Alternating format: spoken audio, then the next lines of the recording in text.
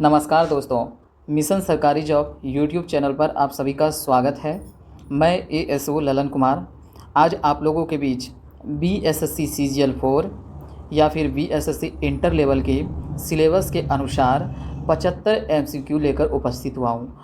प्रत्येक एमसीक्यू को हम लोग विस्तार से समझेंगे और हर एक दिन 75 एमसीक्यू का एक सेट लेकर मैं उपस्थित रहूँगा, जिससे आप लोगों की तैयारी काफ़ी अच्छी हो जाएगी अगर आप लोग हमारे वीडियो के साथ जुड़े रहते हैं और डेली एक प्रैक्टिस सेट का सॉल्यूशन देखते हैं। तो आज का देखते हैं।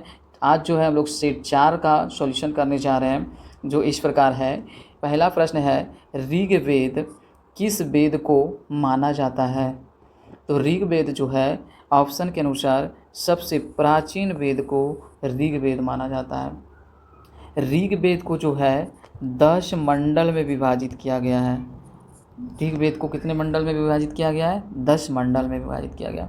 और फिर 10 मंडल को आगे 1028 सूक्त में विभाजित किया गया है और 1028 सूक्त को आगे 10,462 ऋचाओं में विभाजित किया गया है।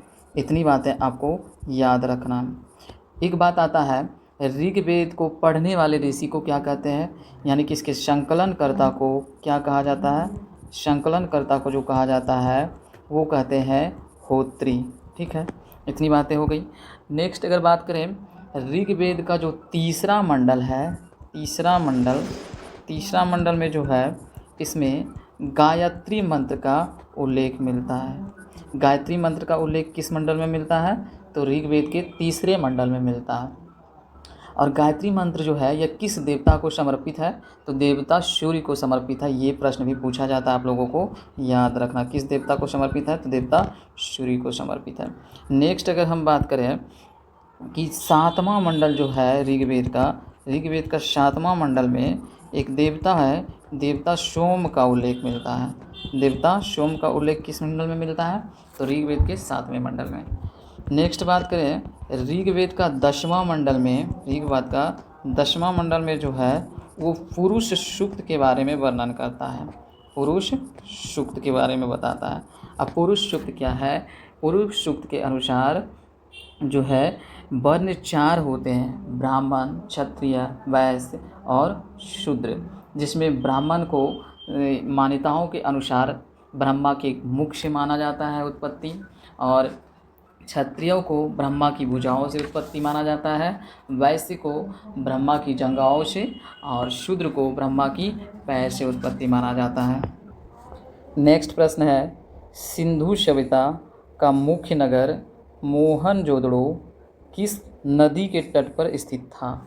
तो सिंधु सभ्यता का मुख्य नगर जो मोहनजोदड़ो है वो सिंधु नदी के तट पर स्थित था। मोहनजोदड़ो के बारे में अगर हम विस्तार से बात करें तो मोहनजोदड़ो की खोज 1922 ईस्वी में राखालदास बनर्जी द्वारा किया गया था। राखालदास बनर्जी द्वारा किया गया था। इतनी बातें याद रखना है। अगर ये वर्तमान स्थिति इसका पूछा जाए कि सिंधु सभ्यता का जो मोहनजोदड़ो शहर है वो वर्तमान में कहाँ पड़ता है, तो यह जो है पाकिस्तान का एक ज़िला पड़ता है, लरकाना ज़िला।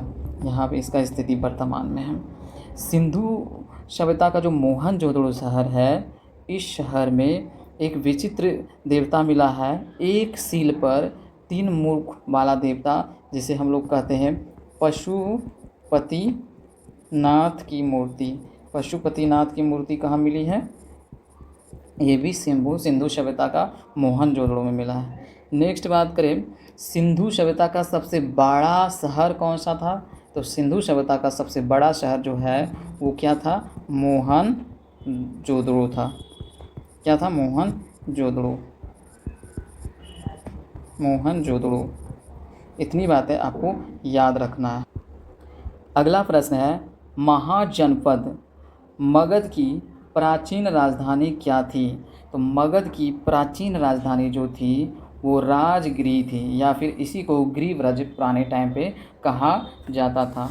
तो मगध में एक सबसे प्राचीन राजवंश जो हुआ करता था उसके संस्थापक माने जाते हैं बृहद्रथ।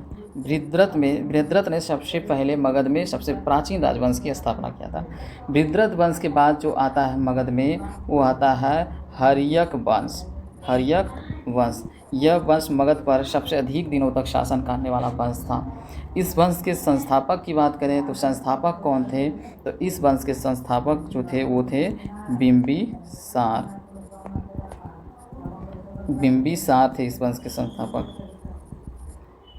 बिंबिसार के बारे में अगर बात करें, यह बौद्ध धर्म का अनुयायी था। बौद्ध धर्म का अनुयायी था, ये प्रश्न पूछा जाता है।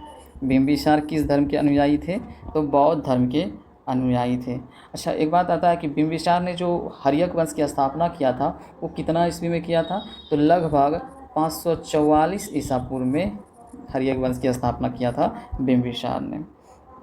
बिंबिसार ने हर्यक वंश पर कितने अवधि तक शासन किया था, तो इन्होंने कुल 52 वर्षों तक शासन किया था। 52 वर्षों तक इन्होंने शासन किया था। इतनी बातें आपको याद रखना है। नेक्स्ट प्रश्न है, गौतम बुद्ध ने प्रथम उपदेश कहाँ दिया था, तो गौतम बुद्ध ने अपना प्रथम उपदेश जो दिया था वो सारनाथ में दिया था। अब अगर हम गौतम बुद्ध के बारे में बात करें तो गौतम बुद्ध का जो जन्म हुआ था वो कब हुआ था, 563 ईसा पूर्व में इनका जन्म हुआ था। कहाँ हुआ था, तो लुम्बिनी नामक जगह पर हुआ था। लुम्बिनी जो कि है नेपाल में, लुम्बिनी नामक जगह पर हुआ था। यह जगह कहाँ पड़ता है, नेपाल में पड़ता है।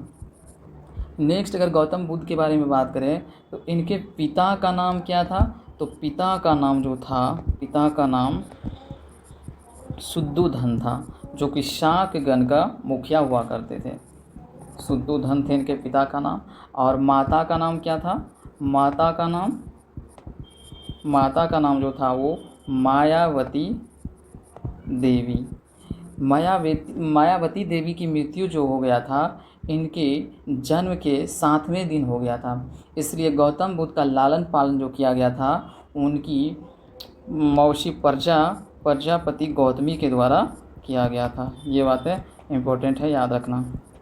लालन पालन किसने किया था, प्रजापति गौतमी ने किया था। नेक्स्ट बात अगर करें तो गौतम बुद्ध की पत्नी का नाम क्या था, पत्नी का नाम था यशोधरा।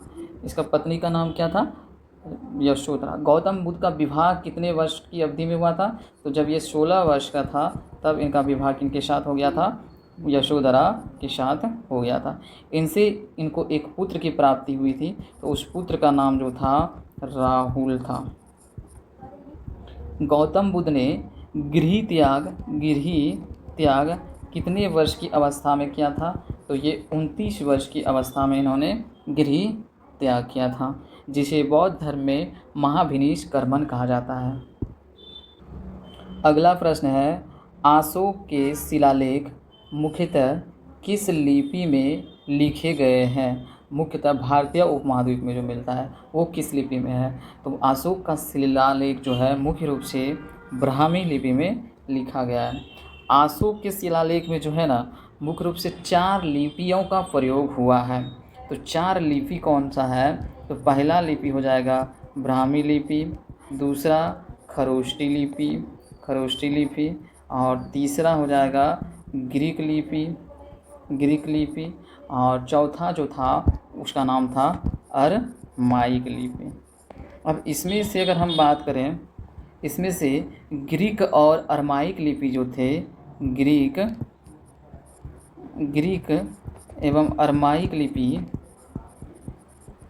ये मिले हैं अफ़गानिस्तान से, और खरोष्टी लिपि जो है, खरोष्टी लिपि ये मिला है पाकिस्तान से, और आपका ब्राह्मी लिपि जो है ये सबसे ज़्यादा कहाँ पाया जाता है, भारत में इस लिपि का सबसे अधिक प्रयोग किया गया था। अगला प्रश्न है, सुलह ए कुल सर्वधर्म समभाव की नीति किस मुग़ल शासक से संबंधित है, तो सुलह ए कुल जो है ये अकबर से संबंधित है। ठीक है। इसका मतलब क्या होता है कि सर्वधर्म समभाव, यानी कि सभी धर्मों के लिए समान भाव।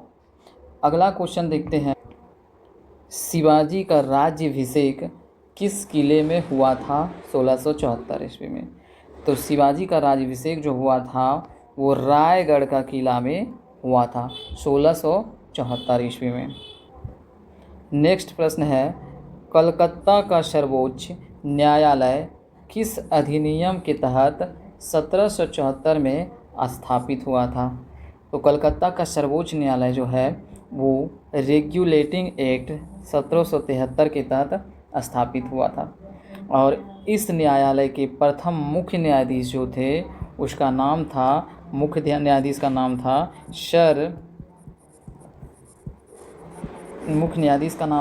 Sir Elijah Impey. अन्य न्यायाधीश 3 न्यायाधीश नियुक्त किया था जिसका नाम था हाइड लेमिस्टर। नेक्स्ट, प्लासी का युद्ध 1757 किनके बीच लड़ा गया था?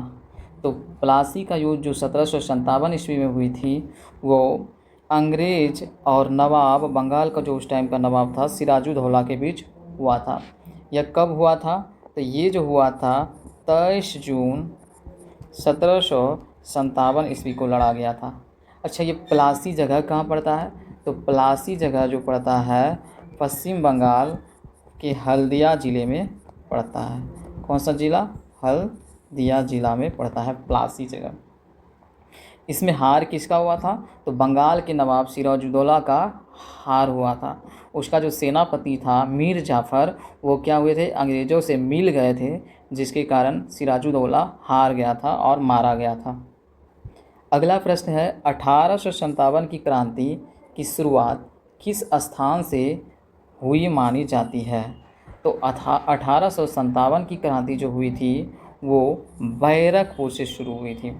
वहाँ पे क्या हुआ था, 10 मई 1857 ईस्वी को क्या हुआ था कि मंगल पांडे नामक एक सिपाही था। सिपाही ने क्या किया था, चर्बी लगा करतूस जो बंदूक में लगता है, काटने से मना कर दिया था। यहीं से शुरुआत हुआ था 1857 की क्रांति। कहाँ से? बैरकपुर में ये घटना घटी थी। भारतीय राष्ट्रीय कांग्रेस की स्थापना 1885 ईस्वी में किसके प्रयास से हुई थी?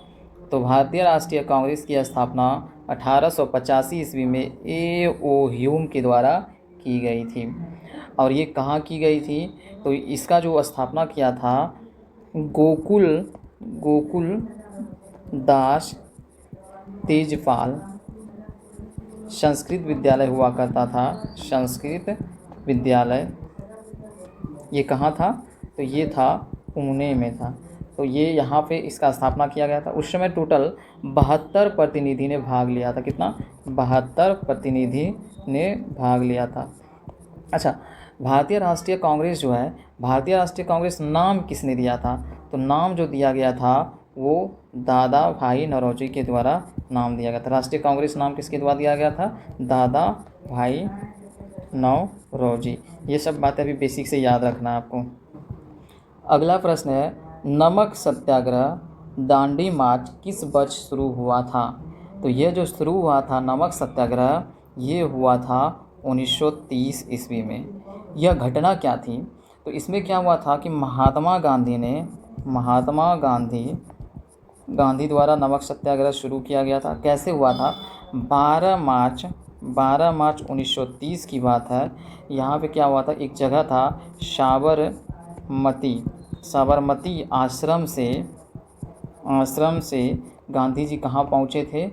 ये गांधी जी जो पहुँचे थे वो दांडी, गुजरात के दांडी पहुँचे थे। ये दूरी कितना था? तो 240 मील दूरी था, या किलोमीटर में अगर बोला जाए तो 385 किलोमीटर की यात्रा तय किया था इन लोगों ने। और वहाँ पे जाके क्या किया था? नमक कानून को तोड़ा था। नमक बनाकर नमक कानून तोड़ा था। इसी को कहा गया था नमक सत्याग्रह। भारत छोड़ो आंदोलन का नारा करो या मरो किसने दिया था? तो करो या मरो का नारा जो दिया गया था वो किसके द्वारा दिया गया था? महात्मा गांधी के द्वारा दिया गया था। अब कब दिया गया था?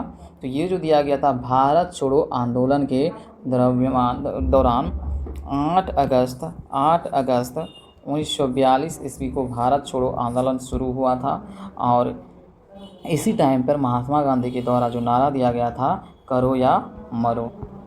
अगला प्रश्न है संविधान सभा के अस्थाई अध्यक्ष कौन थे? तो संविधान सभा के अस्थाई अध्यक्ष जो थे वो डॉक्टर राजेंद्र प्रसाद थे। अस्थाई अध्यक्ष जो बनाया गया था, इनको कब बनाया गया था? 11 दिसंबर 1946 ईस्वी को इसमें कैबिनेट मिशन का दूसरा बैठक हुआ था, उसमें बनाया गया था। अच्छा, एक प्रश्न और पूछा जाता है संविधान सभा का अस्थाई अध्यक्ष कौन थे? तो अस्थाई अध्यक्ष जो थे वो थे डॉक्टर सच्चिदानंद सिन्हा, जिसे 9 दिसंबर 1946 ईस्वी को बनाया गया था प्रथम बैठक में। अगला प्रश्न है भारतीय संविधान प्रभाव में कब आया? तो भारतीय संविधान प्रभाव में कब आया? 26 नवंबर 1949 ईस्वी को जब यह बनकर तैयार हुआ तब इसको लागू किया गया। अगला प्रश्न अनुच्छेद 32 को किसने संविधान की आत्मा कहा है? तो अनुच्छेद 32 को संविधान की आत्मा डॉक्टर BR अम्बेडकर के द्वारा कहा गया है। अगला प्रश्न है मनी व्हील कहाँ प्रस्तुत किया जा सकता है? तो मनी व्हील जो है वो केवल लोकसभा में प्रस्तुत किया जाता है और मनी व्हील पेश करने से पहले राष्ट्रपति के पास भेजा जाता है और उसकी स्वीकृति प्राप्त किया जाता है और मनी व्हील पर राष्ट्रपति स्वीकृति देने के लिए बाध्य होता है। अगला प्रश्न है भारत के राष्ट्रपति का निर्वाचन किसके द्वारा होता है?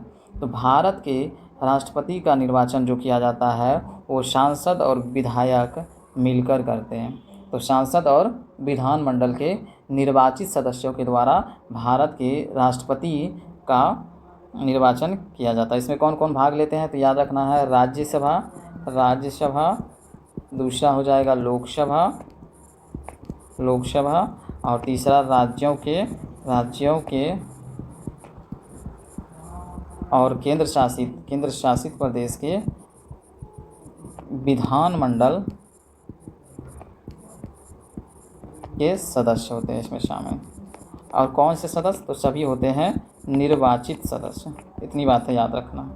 अगला प्रश्न है नियंत्रक एवं महालेखा परीक्षक CAG का मुख्य कार्य क्या है? तो CAG का मुख्य कार्य जो होता है वो होता है लेखा परीक्षण। CAG का मुख्य कार्य क्या होता है? लेखा परीक्षण। अच्छा, नियंत्रक एवं महालेखा परीक्षक का वर्णन संविधान के किस अनुच्छेद में है? तो ये अनुच्छेद 148 से 151 में इनका वर्णन मिलता है। अगला प्रश्न है वित्त आयोग का गठन संविधान के किस अनुच्छेद के तहत होता है? तो वित्त आयोग का गठन जो किया जाता है संविधान के अनुच्छेद 280 के तहत किया जाता है। इसका कार्यकाल कितना होता है? तो कार्यकाल जो होता है 5 वर्ष होता है। प्रत्येक 5 वर्ष पे क्या होता है? वित्त आयोग का गठन राष्ट्रपति के द्वारा किया जाता है। वित्त आयोग के गठन का संविधान के किस अनुच्छेद में वर्णन है? तो अनुच्छेद 280 में। अगला प्रश्न है पंचायती राज व्यवस्था के संवैधानिक दर्जे के लिए कौन सा संशोधन प्रसिद्ध है? तो पंचायती राज व्यवस्था को संवैधानिक दर्जा जो दिया गया था वो 73वां संविधान संशोधन के तहत दिया गया था। अगला प्रश्न है भारत के भीतर स्थित सबसे ऊंची पर्वत चोटी कौन सी है? तो भारत के भीतर स्थित सबसे ऊंची पर्वत चोटी जो है वो K2 या फिर गॉडविन ऑस्टिन है। अगला प्रश्न दक्षिण भारत की सबसे लंबी नदी कौन सी है? तो दक्षिण भारत की सबसे लंबी नदी गोदावरी नदी है। अगला प्रश्न है काली मिट्टी किस फसल के लिए सर्वाधिक उपयुक्त मानी जाती है? तो काली मिट्टी जो है वो कपास की खेती के लिए सर्वाधिक उपयुक्त मानी जाती है। भारतीय मानसून प्रायः किन महीनों में प्रमुख वर्षा देता है?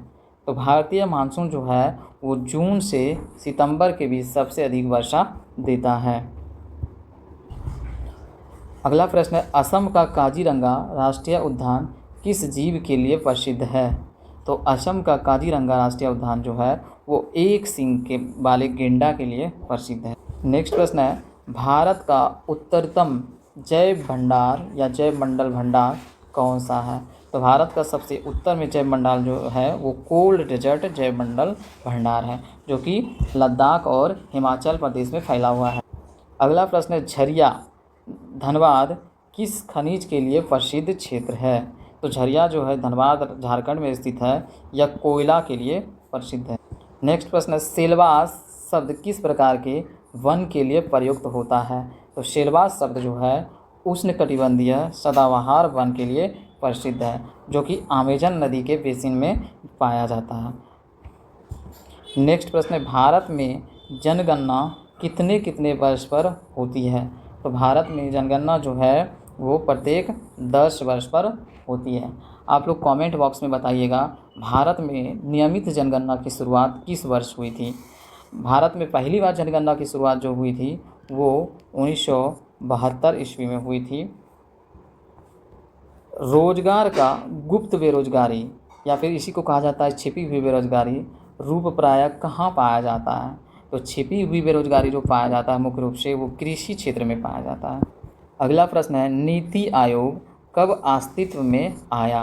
तो नीति आयोग की स्थापना जो की गई थी वो 1 जनवरी 2015 ईस्वी को योजना आयोग के स्थान पर की गई थी। नेक्स्ट प्रश्न है, जीएसटी वस्तु एवं सेवा कर भारत में कब लागू हुआ? तो जीएसटी जो है भारत में 1 जुलाई 2017 को लागू हुआ था। नेक्स्ट प्रश्न है, भारतीय रिजर्व बैंक का मुख्य कार्य क्या है? तो भारतीय रिजर्व बैंक का जो मुख्य कार्य है वो मौद्रिक नीति का संचालन है।